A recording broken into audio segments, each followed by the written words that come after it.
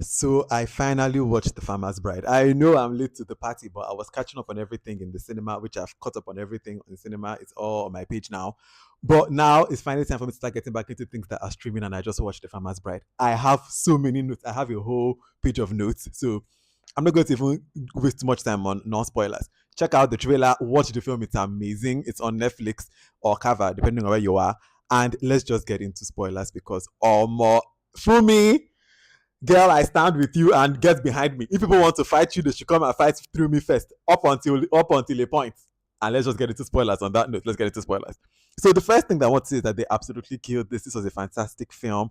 And just getting into the plot of the film, I understood Fumi's mother at the beginning, where she's telling Fumi that you have to marry this man.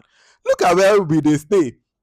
The man don't give us land. He no get a wife. He no get pikin, and he's willing to take care of you. What is the issue? So I can see it from Fumi's mother's perspective. But what I don't understand are men who marry people that don't want them. And while, of course, Odu is a good man and all of that, why are you marrying a girl that does not want you? There's a scene where he says, I know you think I'm old and ugly, but give me a chance to love you. Doesn't that sound like the troll in your DM? Doesn't that sound like a troll in your DMs? Like, what are you talking about? Of course, she will turn away from you in bed because there's another moment that she's like that she does that. Of course, she doesn't like you. And what then? Why did he have to marry her, a person that does not like her? And so you have now trapped this girl in this circumstance, and we will get to Fumi because she's miserable and she's showing it, right? She's really verbally saying, I am miserable.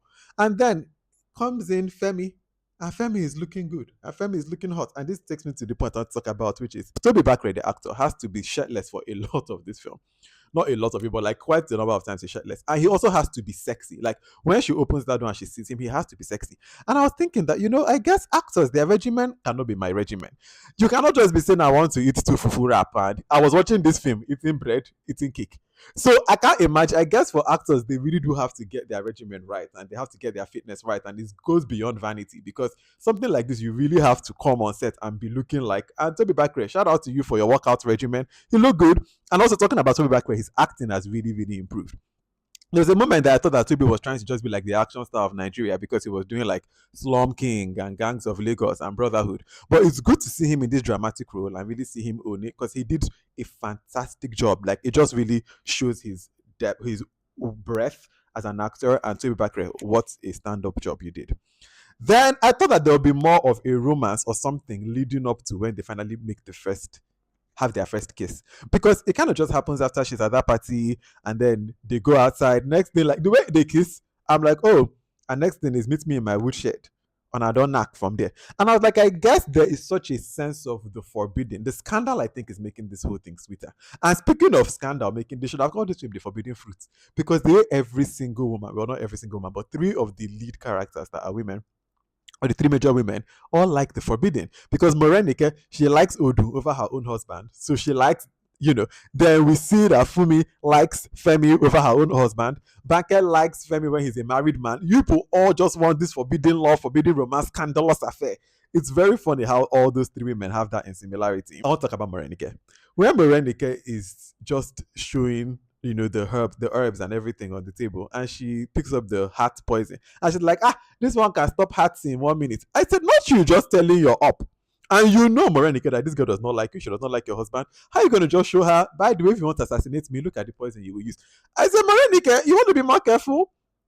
Speaking of Morenike as well, there was a scene that was cracking me up where she has the baby in the thing, and she goes like, when Fumi asks her like, what happens if the child didn't come back, and she goes, well, if the child didn't return, it's a bastard, and we burn the mother. I said the casualness with which she said that, we burn the mother, we don't do bastards here, it's a taboo. Anyways, I said, madam, that is such a big thing to just throw away so casually. I thought that was so funny. Then I said, Mercy Aigbe, the actress that you are, because you know that scene where she's calling for Odun to wake up and she's like hitting the drum and then she turns away and walks. I said, Mercy Aigbe, the actress that you are. Mercy has been killing. This is the year of Mercy Aigbe. Like, number of things I've seen her in, she's killing it. Mercy Aigbe, ooh, the actress that you are. Then now let's go to the main person of this whole thing, which is Fumi, my girl, up until a point. Fumi was a woman of circumstance. At the end of the day, yes, see, Fumi, get behind me. I stand with her. Good for her. Good for Fumi. Should she have killed Odo? No. But at the same time, what were her choices? I didn't want to marry you. I didn't. And now I'm miserable. A Hori has come into the picture. This Hori likes me. An age appropriate Hori. He likes me. We don't knock. I don't get belly. Which other way? Please. Which other way could she have done it? You know? Which other way could she have done it? I said, I don't like you, old man. Old man said, I know you know that I'm old and ugly. Ah! So she did what she had to do. Was it right? No. Honestly, the place that Fumi lost me was when she now killed Banker because I can't do body on body crime. Now, why did you have to kill Banker? That was really fully where she lost me. Obviously, she shouldn't have killed Odun, but I beg. I beg. She couldn't have known that things would have been bad with Femi. You know, it's Femi that spoiled this whole thing. Because if Femi actually had sense and was just a stand up guy, Fumi's plan would have worked. How could she have known that what she did will now lead into a situation whereby Femi does not even like her at the end? But at the same time, girl, how you get them is how you lose them. You for no now, madam.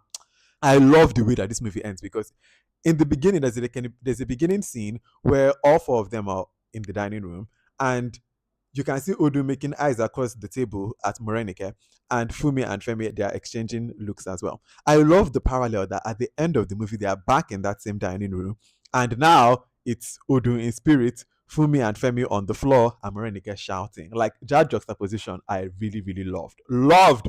And I just love this movie. I love how it ended. Fantastic film. The other random thought I had was just it's very hard to have beef in Nollywood, as actors, because you end up on the same set. I just watched Idia the other day, like this week, and this same Fumi actress, Gbubemi, I believe that's her name, Gbubemi, and Mercy Aigbe are in that same film. The other time too, I watched where Tina Amba and Linda Ejiofor, they're in two films too, the acceptance gift that I watched and they heard. And I was like, oh man, to have beef in Hollywood would be very hard because you see yourselves on the exact same set over and over and over again. It's actually really interesting. Farmer's Bride, you all really killed that. This was a fantastic return back to watching things that are streaming. I absolutely loved this. Whew, if you have not checked this out, definitely go and check it out. By the way, if you have watched this whole video and you have no idea who I am, my name is VDK. I make movie bingo cards, which you can find on my Substack, vdkfilmclub.substack.com, and I talk about movies. Until the next film that I watch and the next video that I make, have a wonderful rest of your day. Bye.